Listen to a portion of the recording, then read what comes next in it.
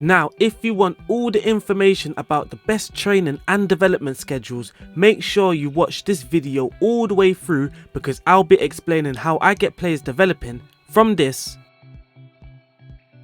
to this.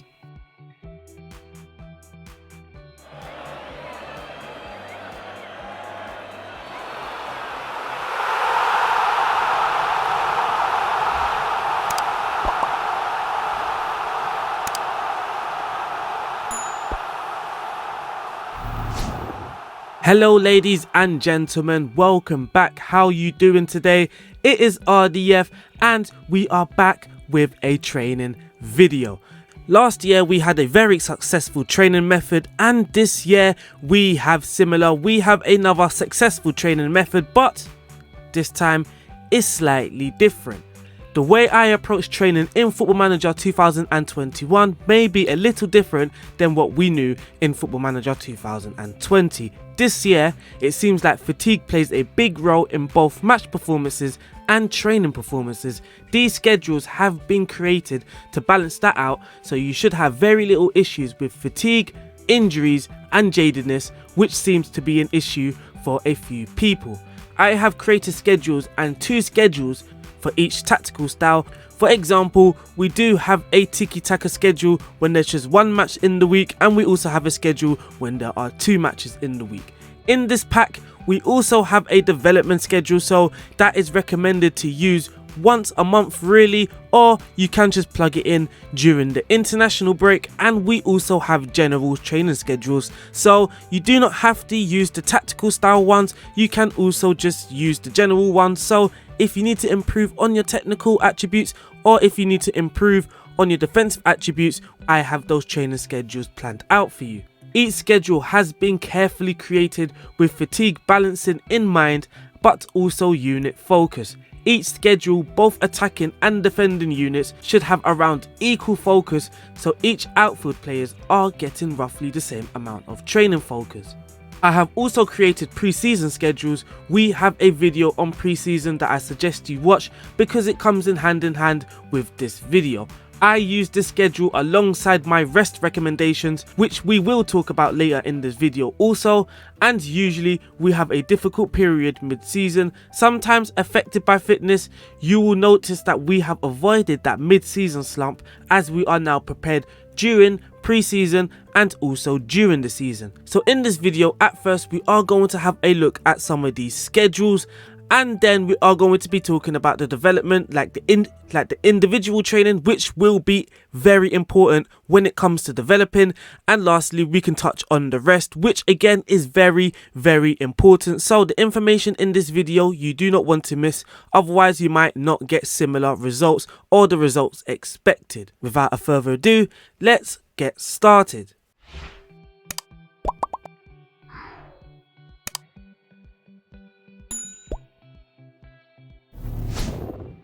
So here we are at Liverpool on day 1, and as you can see, we have started the early pre-season pretty heavy.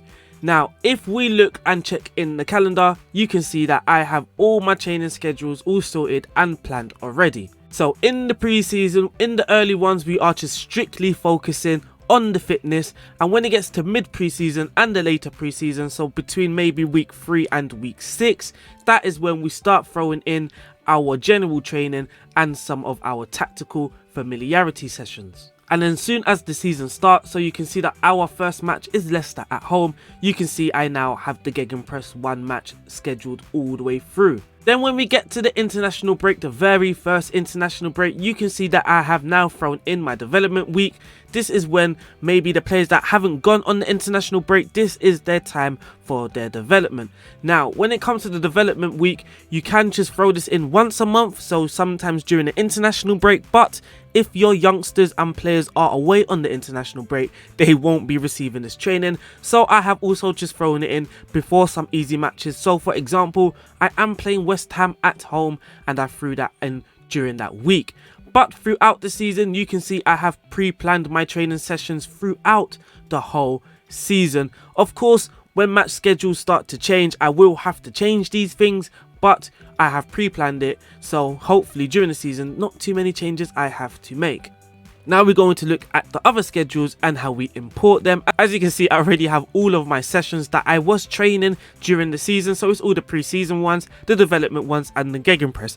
I feel I am Liverpool. I don't really need to develop on the other attributes. I don't really need to improve on my defensive, my technicals, or my attacking, because I'm Liverpool. I'm probably one of the best teams in the league. But to import these schedules, you simply go to import schedule, and then in the schedule folder, if you don't have one, you will need to create one. But you can see we have a schedules folder. We open that, and then we have the RDF's training schedules. Open that folder. You can see I have 3 different folders. We have the general sessions, we have the preseason, and we have the tactical style. We can open preseason. We have week 1 to week 5. I think I should have week 6, so I will be updating these schedules, especially if I find I can improve them, or if I feel that something is too harsh in training, which it shouldn't be, because I have carefully balanced this out. But if I do need to tweak, I will be sending out some updates, and I can already see that I should have a week 6 in preseason, so that is something I will be looking to add very, very soon. Also with the tactical styles, maybe I can add 1 or 2 tactical styles. I think Park the Bus is missing and one more is missing, but Park the Bus should be very similar to Canacho or Route 1. But you can see if we click on the Catenaccio, we have some schedules. We have a 2-match one. Same goes for the direct counter, same goes for the fluid counter, and same goes for Route 1. If we leave this and go to preseason, you can see all the preseason ones. I don't recommend you having midweek games and weekend games in the first 2 weeks of your preseason, which is why the preseason 1 and preseason 2 are only suitable for weeks when you have 1 match in the week. If we go back and we click on the general sessions, again, you see I need to update these. I actually do have the schedules, I just have not saved them into the folder. I have added more like defense and attack. But you can see that we have a balanced schedule and we have a technical schedule. Balanced is there if you want a well-rounded session, and technical is there if you want to improve on your technical attributes. So those are all of the schedules, and I'm quickly going to talk about some of the balancing. Because I am Liverpool and we are using the gegenpress, I am going to talk about this gegenpress one. So now, on the Monday, we have a recovery, and then we have 2 training sessions, which I feel are very important when it comes to gegenpress. Those are the main tactical ideas, is the pressing and how you attack. On Tuesday, it's all about defensive work, so we are doing our defending engagement and we are defending from the front in training. On the Wednesday, it's more about how we react on the ball, so it's about the possession and it's about chance creating. Tuesday was all about off the ball. On Thursday now, we are trying to balance a general schedule alongside match preparation. So you can see on the session 1 we have defending, which is the general session, and then on session 2 and extra sessions we have our match preparations. So teamwork is preparing for the match, so is attacking corners, and on Friday is our last match preparation. But we are looking at what is most important. If we are looking at gegenpress, we want to attack, so attacking movement is very, very important. As you can see, defensive engagement is a primary focus for the defensive unit, and defending from the front is a primary focus for the attacking unit. Because we are trying to balance between the defensive unit and the attacking unit. The tactical style is a more positive, and we are looking to attack, so the attacking unit should just get that little more focus. And if you check here on the intensity, you will notice that the defensive unit and the attacking unit is fairly balanced throughout the whole week, apart from one day, Wednesday, there is little more focus on the attacking unit. But these schedules are well balanced. These schedules are there to help you with the injury risk, try and lower the injury risk, and trying to lower the fatigue. Now, if you use the assistant manager and he goes for, I don't know, just say the gegenpress session, and he uses the 1 match, you will know, look at our injury risk right now, it is very high. But if you compare that with ours, and that injury risk is now a little lower. Also, the issue when you are using the assistant manager is that he likes to use the physical sessions. Now, physical sessions are not recommended to use when you are during the season, especially when you start reaching mid-season around, I don't know, January, February, March. That's when people start to get some iffy and bad results, and one reason could be because of this. At the bottom you can see now, look at the intensity. The intensity is crazy high, and I think that is just way too high, especially when you are mid-season. Not only does he use these presets, he also likes to use the physical presets, and this is just horrible. This should be avoided at all costs during a season. a physical schedule should never be used during a session. That should be mainly used in pre-season. That is my opinion. That is not a rule on Football Manager, but just look at the intensity. The intensity is crazy, and one thing we want to do is reduce the injuries during the season. We don't want injuries. That is an issue for a lot of people. We want less injuries. So we can focus on some players. We can look at Nico Williams, we can look at Curtis Jones, Thomas Hill, whoever that is, and Mateusz Musawalowski, whoever that is also. So when it comes to developing, we are going to look at the individual training. In pre-season, do not set individual training. In pre-season, you can use double intensity. During the season, sometimes we will not be using double intensity.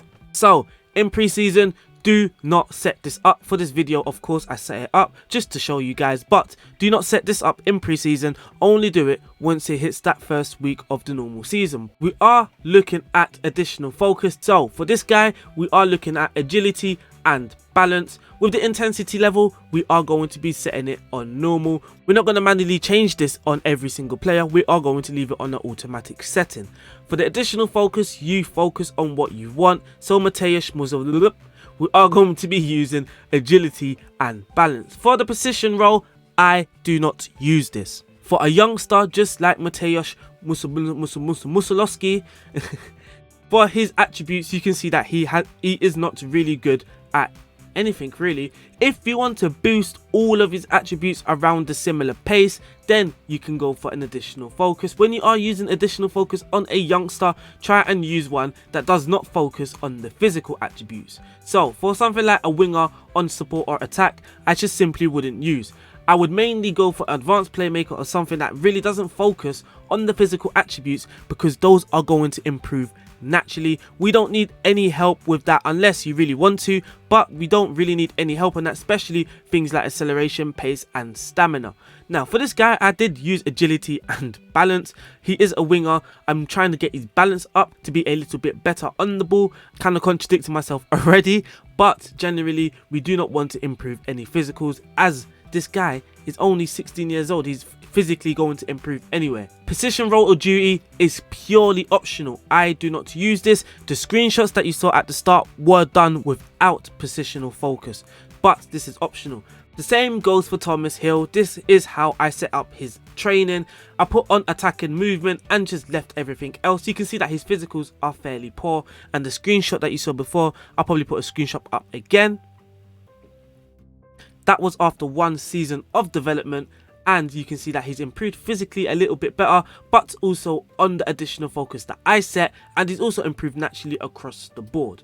The same will go for Curtis Jones, and the same will go for Nico Williams. I only set additional focus with the automatic intensity level and no positional role duty to train, unless you really want to train that. Someone like Nico Williams, you can see he is well balanced around the board, so I'm actually only looking for the attributes I really want to improve. We're going to go back to the training, and we're going to go back to the rest for the final part of this video. Now at the top we have our rest screen. Over on the left is when your players have very poor condition. On the orange is when we start to hit the poor conditions. In the middle is the yellow, so that should be the fair condition. Then it starts to get good, and now we have excellent. As you can see, this is how I set up my training. When it's on very poor, we're doing no pitch or gym work. That is very important. The second one, we are using half intensity. So when players have poor condition, we're only asking them to train with the half intensity. And in the middle, when things are starting to get fair, then they can train at a normal intensity. Now, when you have the good condition and you have the excellent condition, you have 2 options. You can go for double intensity, or you can go for normal intensity and double intensity.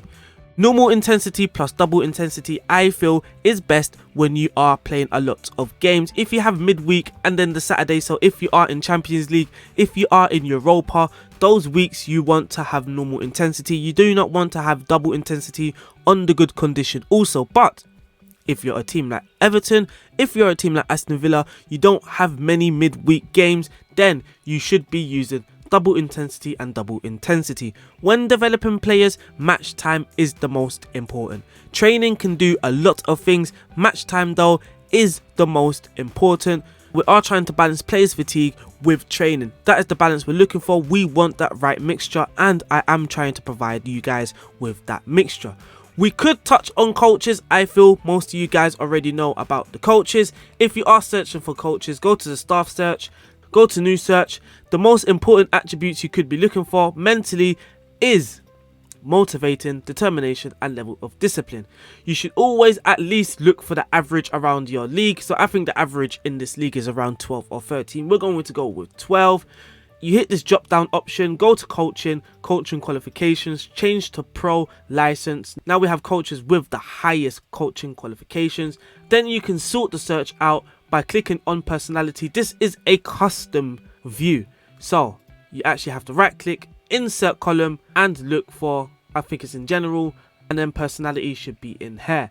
You can search by personality, and already you can see we have model citizen coaches and perfectionists. Those are the type of coaches you are looking for. Resolute, spirited, resilient, driven, model professional. Those are the coaches you are looking for. Model professional and model citizens are the very best personalities, I feel. So those are the coaches you should be looking for. That is to get the most effectiveness out of your training. But that is the end of this video. Thank you guys for watching. Don't forget to like, subscribe, and comment. The more you help us, the more we can help others. It goes in hand. It's a very good deal. But it's been RDF. It's been a pleasure. Don't forget, you need to do every single thing in this video if you want an effective training method. It's been a pleasure. I've enjoyed myself. I hope you guys have too. I'll see you soon. Peace out and stay safe.